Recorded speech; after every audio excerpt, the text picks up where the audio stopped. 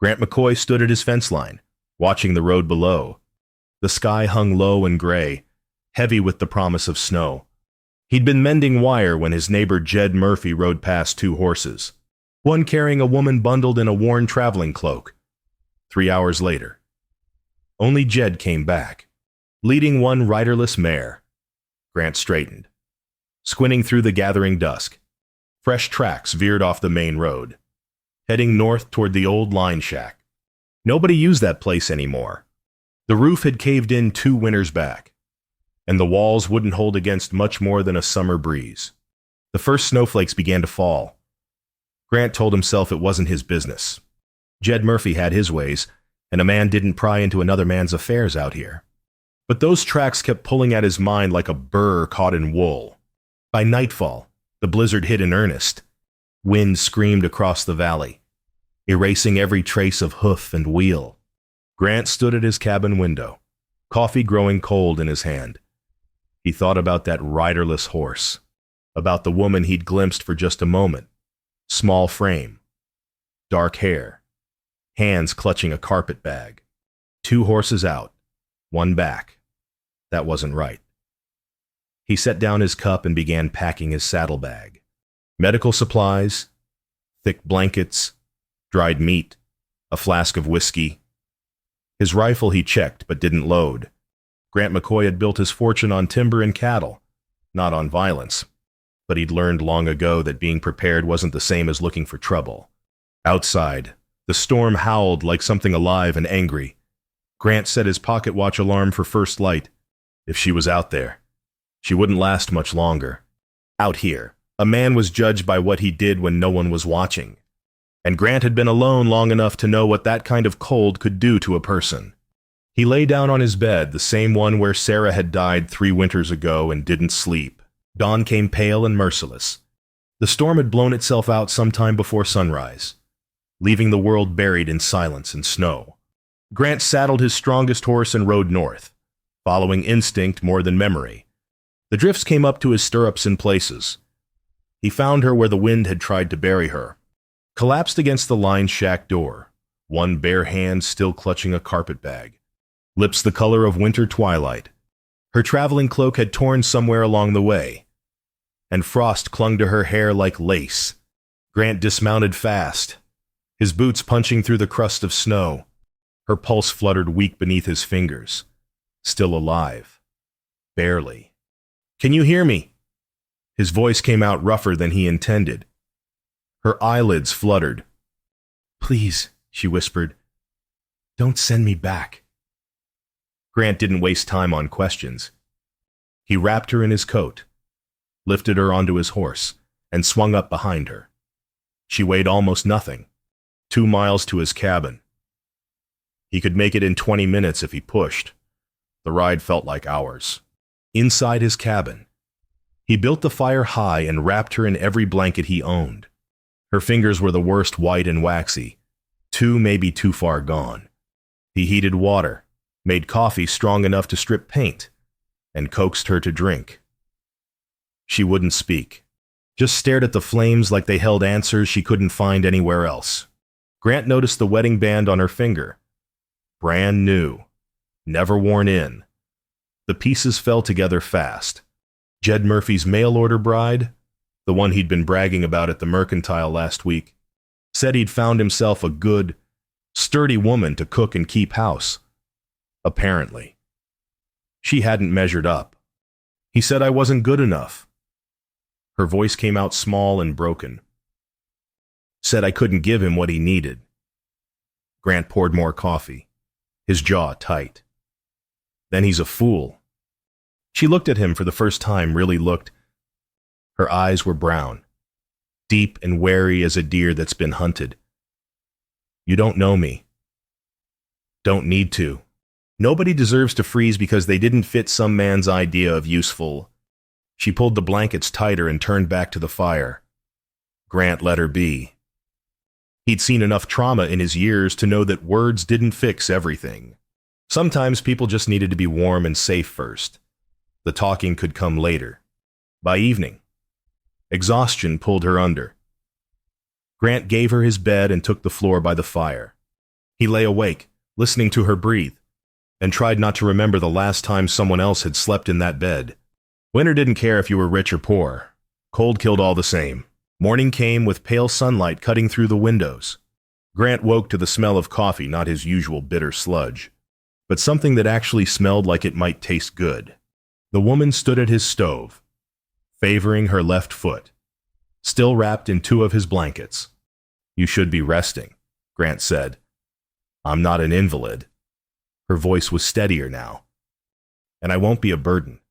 Didn't say you were—" She turned to face him, and he saw the fear beneath her pride. "The storm's passed. I'll leave this morning, find work somewhere. Storm's not done." Grant moved to the window and pointed at the clouds building on the horizon. "See that gray line? We've got another 3 days of this, maybe more. You head out now. You won't make it a mile." Her hands tightened on the coffee pot. "I can't stay here. People will talk." "Let them?" "You don't understand." "I understand plenty." Grant crossed to the table and sat down. 3 days, then we'll see about what comes next. That's the deal." She studied him for a long moment, searching for something.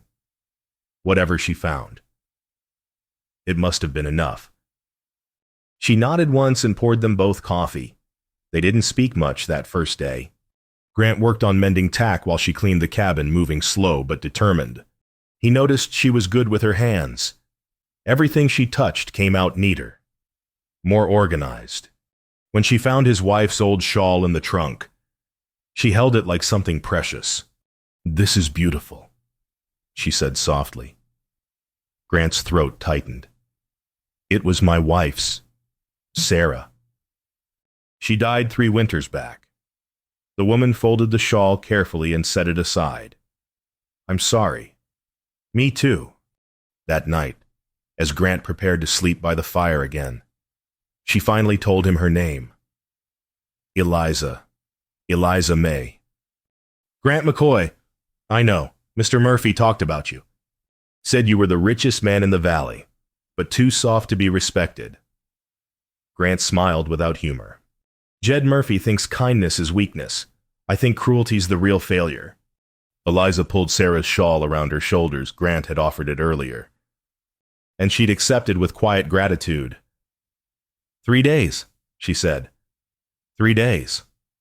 Grant agreed, but as he lay by the fire, listening to the wind pick up outside, he knew 3 days wouldn't be enough. Not for her to heal. Not for him to figure out what to do about Jed Murphy and the whole rotten situation.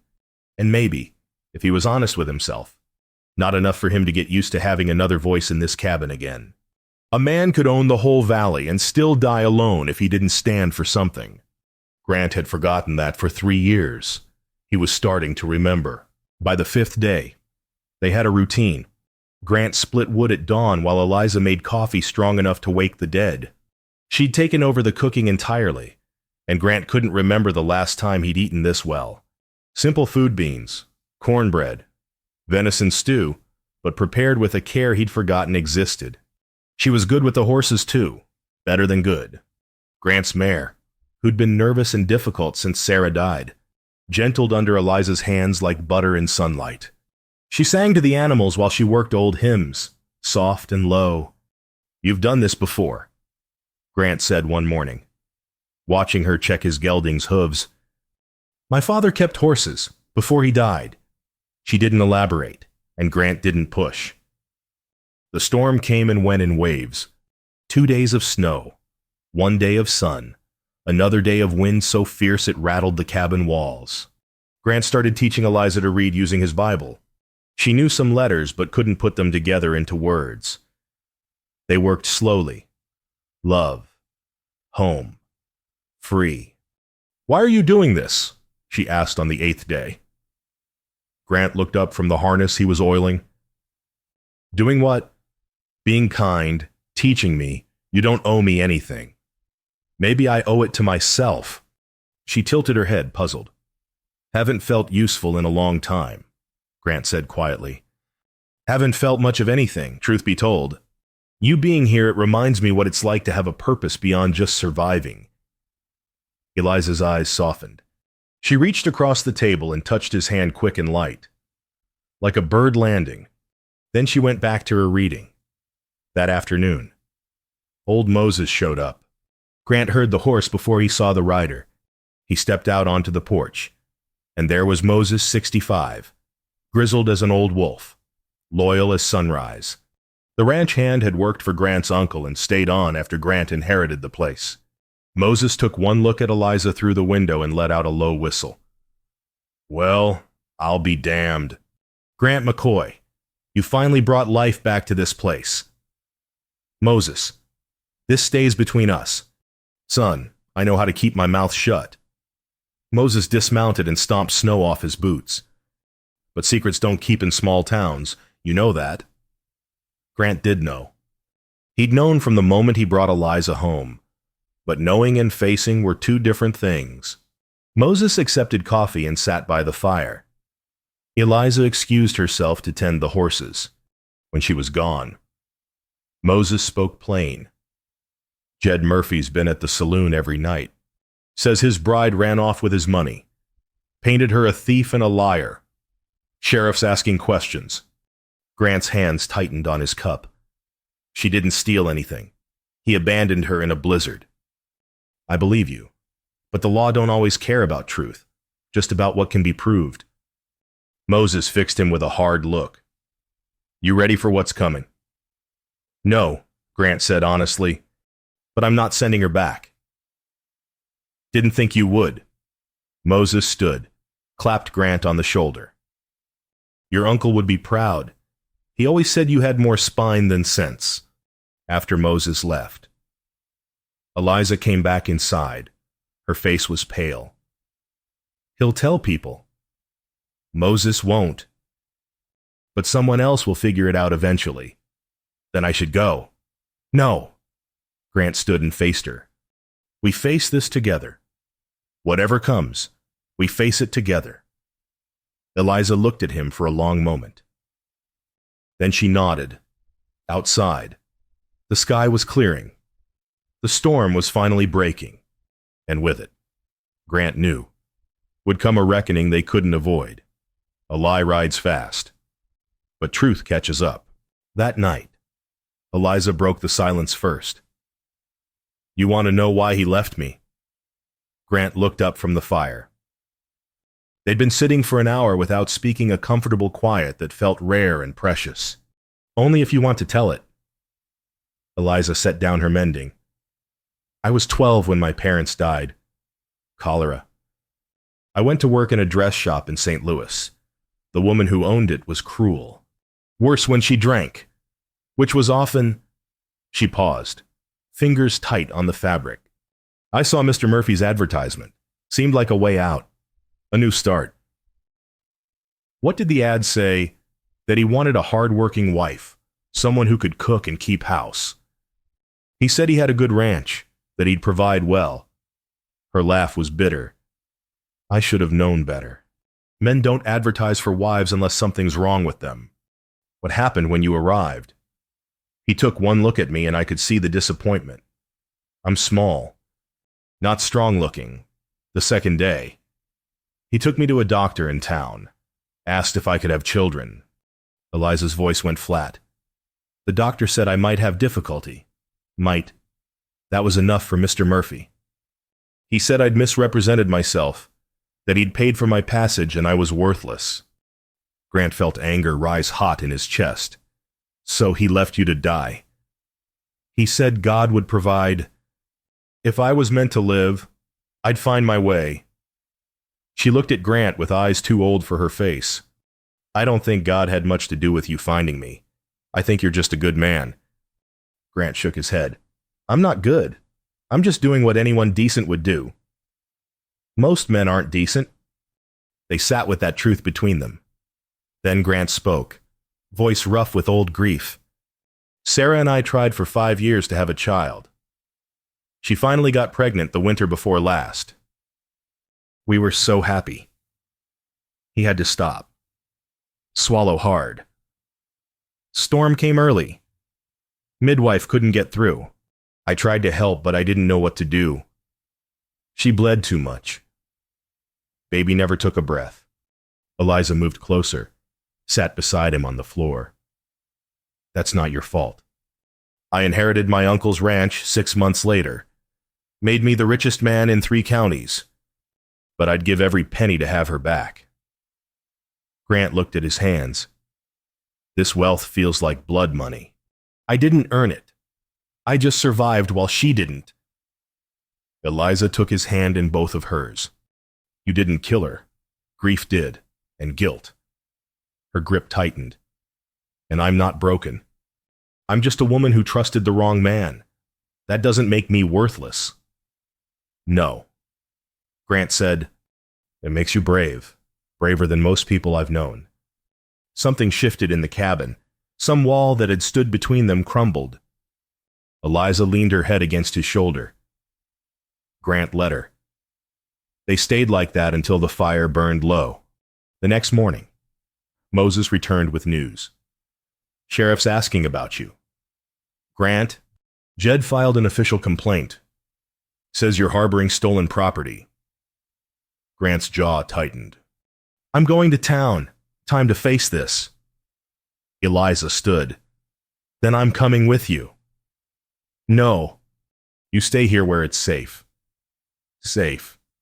She laughed, sharp and pained. Nowhere's safe for me. But at least together we can stand. Grant handed her Sarah's derringer from the drawer.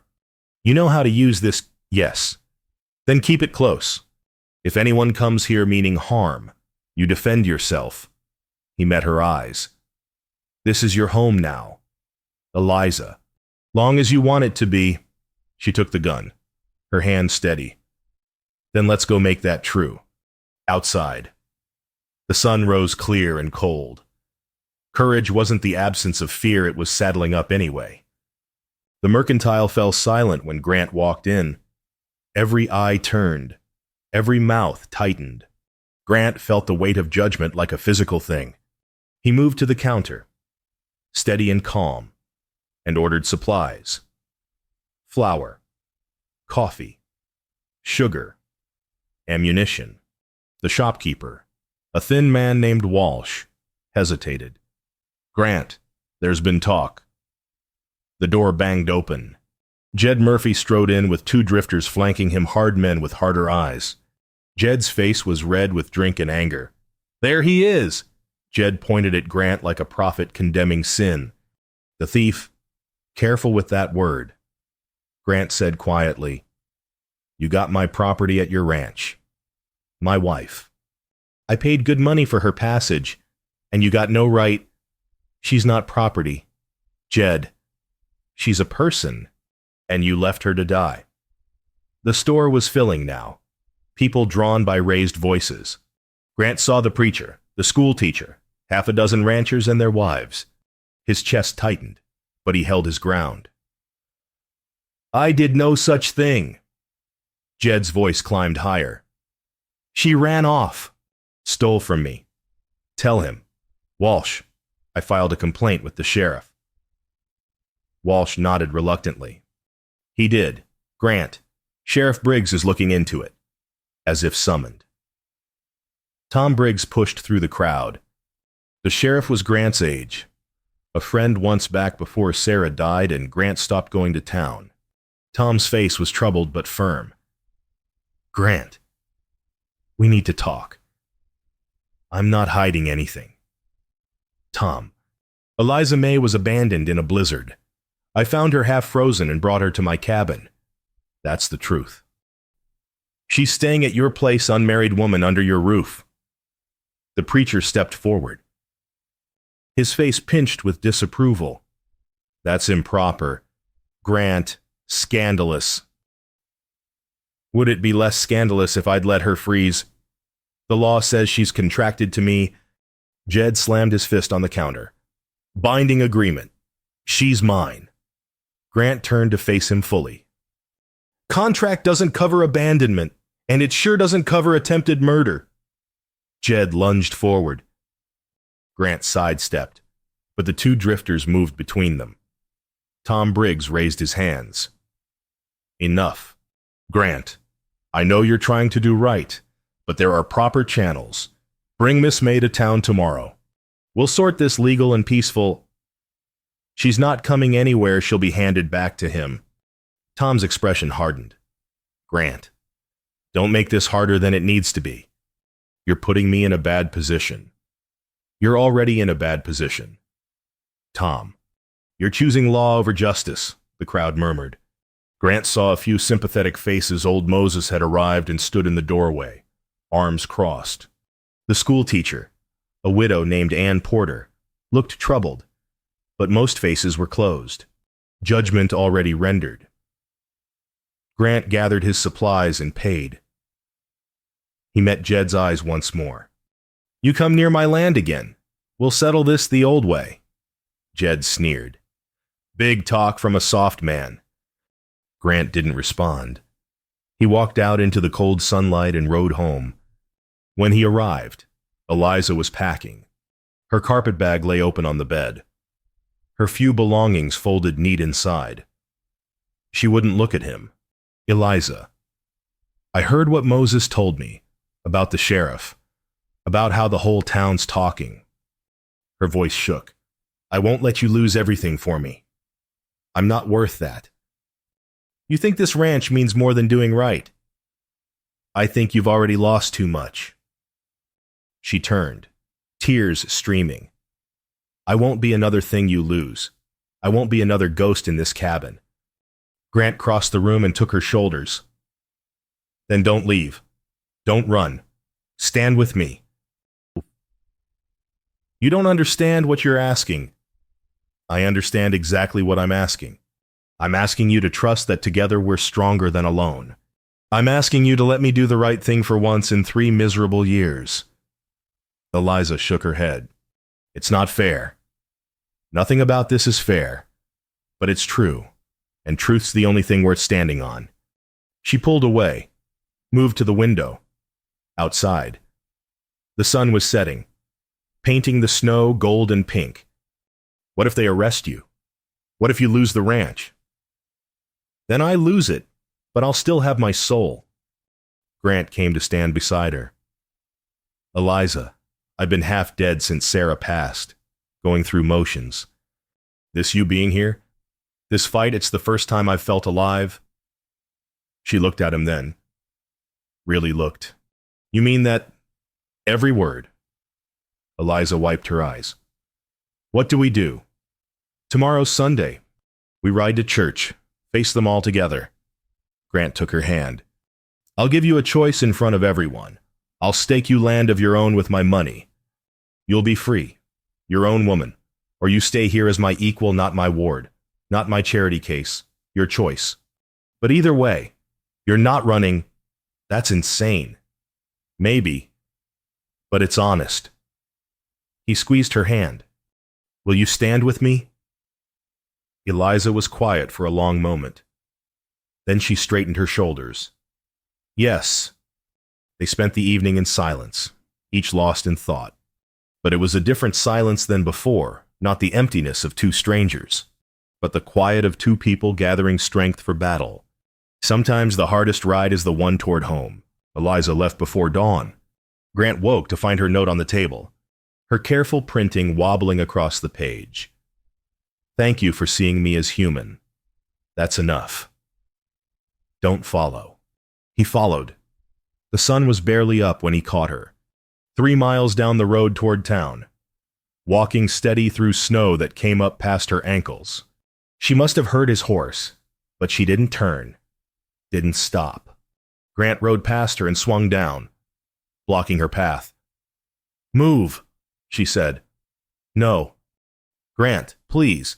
You think running protects me. His voice came out harder than he intended. It doesn't. It just proves them right, that you're something to be ashamed of, that what we've built these past weeks is something dirty. We haven't built anything. I've been hiding in your cabin like a criminal. Her face was blotchy with cold and crying. I've been thrown away my whole life. Grant, by my parents dying, by that dress shop owner, by Jed Murphy. I won't let you be thrown away too, not for me. Then don't run. Grant stepped closer. Stand with me. Let me stand with you. Why? The word broke out of her. Why do you care this much? Because I've spent 3 years being a coward, walking through my life like a ghost, and you... He had to stop. Breathe. You make me remember what it's like to have something worth fighting for. Eliza shook her head, but he saw her wavering. Tomorrow we face them together. Grant said, I'll make my offer in front of the whole church, land of your own, or stay with me as equals. Your choice. But you don't choose alone in the dark on a frozen road. You choose in the light, with your head up, and if they arrest you, then they arrest me. But I'll know I did right. Grant offered his hand. Please, come back. Eliza looked at his hand for a long moment. Then, trembling, she took it. They rode back double on his horse, her arms tight around his waist. Grant felt her crying silently against his back, but he didn't say anything. Sometimes tears were the only honest thing left. At the cabin, Moses was waiting. He'd brought supplies and news. Sheriff's planning to come Monday if you don't show tomorrow. Moses said, got a writ for Miss May's return to Jed Murphy. On what grounds? Contract violation, theft. Jed's saying she took $200 and a silver watch. That's a lie, Eliza said quietly. Moses nodded. I know it. But lies have teeth when they're written down legal. Grant poured coffee for all of them. Then we end it tomorrow. Public. Clean. You're taking a hell of a risk, son. Best things in life come the hard way. Grant said. But they stay. That night, he and Eliza sat by the fire. She'd stopped crying, but her eyes were red and tired. I'm scared, she said. Me too. What if it doesn't work? Then it doesn't work, but we'll have tried. Grant added wood to the fire. Eliza, I can't promise you it'll all turn out fine, but I can promise I won't abandon you. Not like he did. Not like anyone else. She leaned against him, and he put his arm around her shoulders. They stayed like that until sleep pulled them both under. Sunday dawned clear and cold. Perfect weather for judgment. They rode in together, Grant McCoy and the woman the town called Jed's runaway. Every head turned as they entered the churchyard sharp swivels, like wheat caught in wind. Whispers rustled through the crowd gathered on the steps.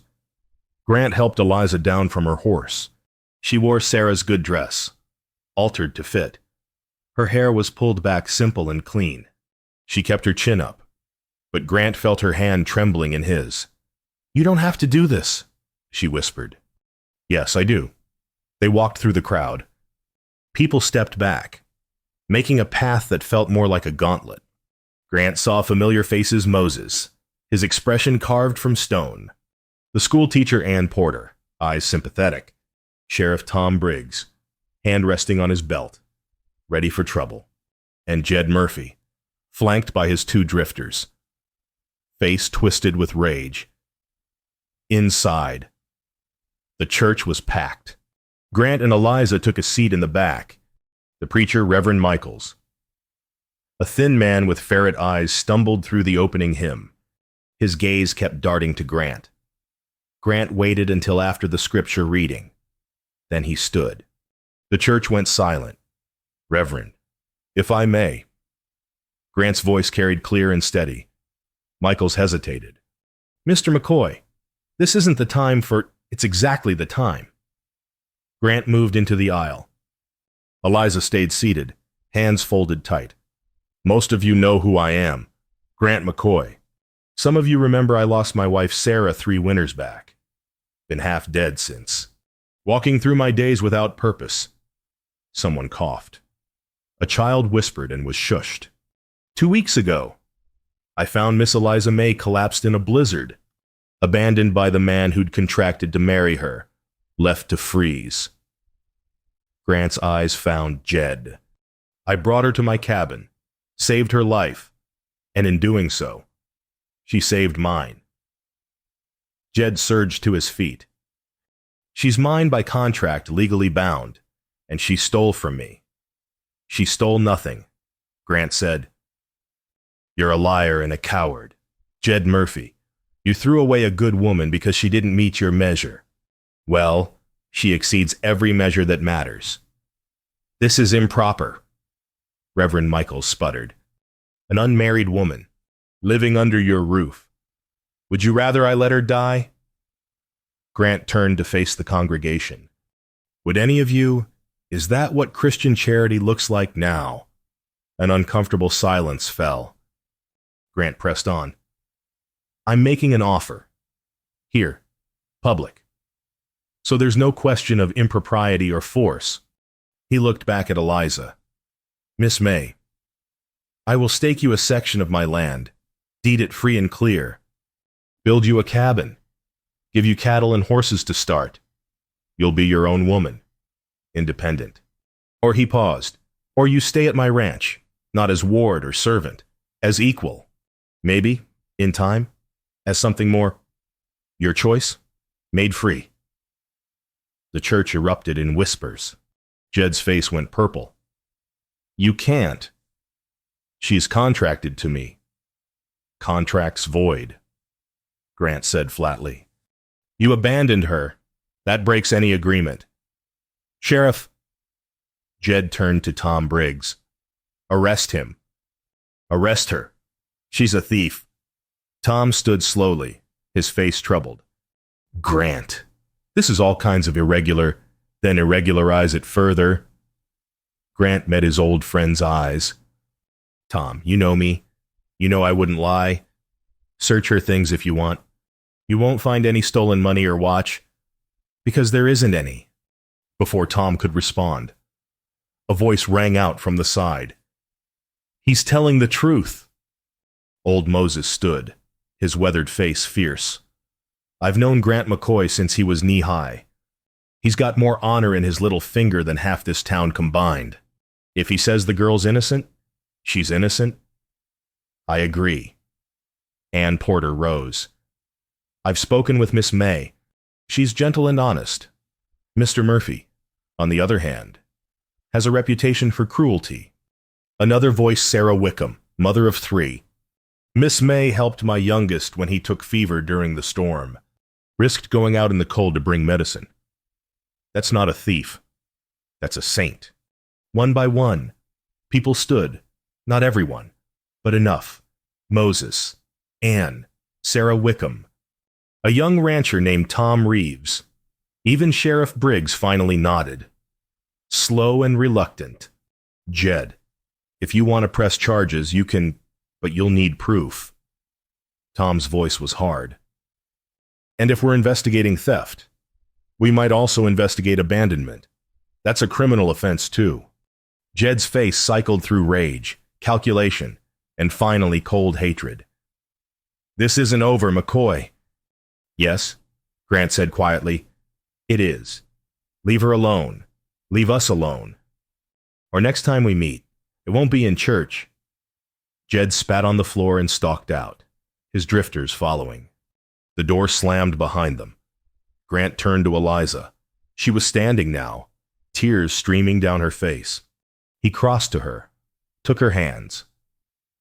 Your choice, he said softly. Land of your own, or stay with me. Either way, you're free. Eliza looked at him for a long moment. Then she smiled, the first real smile he'd seen from her. I choose you. I choose home. The church erupted in murmurs, some approving, some scandalized. Grant didn't care. He squeezed her hands and led her out into the sunlight, behind them. Reverend Michaels cleared his throat awkwardly and resumed the service. Outside, Moses clapped Grant on the back. Hell of a thing, son, hell of a thing. Thank you, Grant said. For standing. Wasn't standing for you, was standing for what's right. Moses tipped his hat to Eliza. Ma'am, you're welcome at my table any time. Eliza smiled through her tears. Thank you, Mr. Moses. They rode home together as the sun climbed high. Grant felt lighter than he had in 3 years. Not perfect, not fixed, but alive. Finally, truly alive. A man's character shows when the whole town's watching. Spring came slow that year, but it came. By early April, the snow had melted into rushing creeks and muddy roads. Green pushed up through brown earth. Wildflowers bloomed in unlikely places, hardy little things that refused to surrender to the cold. Eliza planted a garden where the snow had tried to bury her. Purple lupine and Indian paintbrush, bright against the cabin's shadow. Grant watched her work, marveling at her determination. She sang while she planted those same old hymns, but louder now, happier. He'd built her a room of her own, a proper addition to the cabin, with a good door and a window facing east to catch the sunrise, her choice whether to use it or not. Some nights she closed the door. Some nights she left it open.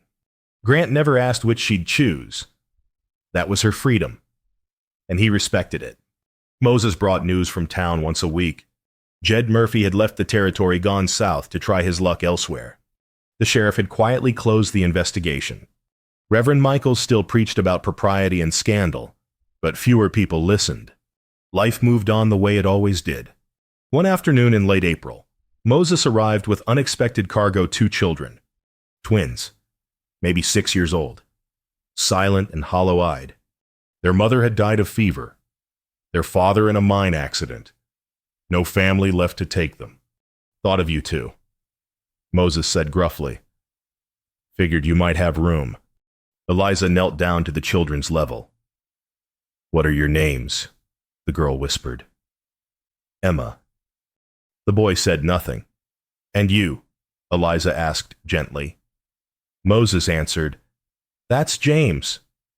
Hasn't spoken since his ma died? Eliza looked up at Grant. He saw the question in her eyes, the hope, the fear. He nodded. You'll stay with us. Eliza said to the children, As long as you need, forever, if you want. Emma started crying. James just stared, but he took Eliza's offered hand. That night, with the children asleep in the main room, Grant and Eliza sat on the porch. The stars were bright and close. A coyote called in the distance. You saved my life, Eliza said quietly. No. Grant shook his head. You saved mine. I was just too frozen to know I needed saving. She leaned against him, and he put his arm around her shoulders. They'd done this 100 times now, but it still felt new. Still felt like something precious that could break if handled roughly. Never thought this place would feel like this. Grant said, Like what? Like home. Eliza smiled.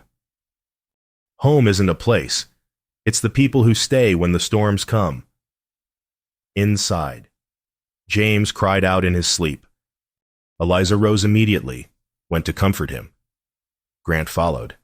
They sat on either side of the small boy, Eliza stroking his hair, Grant's hand on his back. Eventually, James settled. Emma rolled over and grabbed Eliza's free hand. Grant looked at this scene, this makeshift family held together by choice and courage, and felt something crack open in his chest, not breaking, opening, like ice finally thawing after a long winter.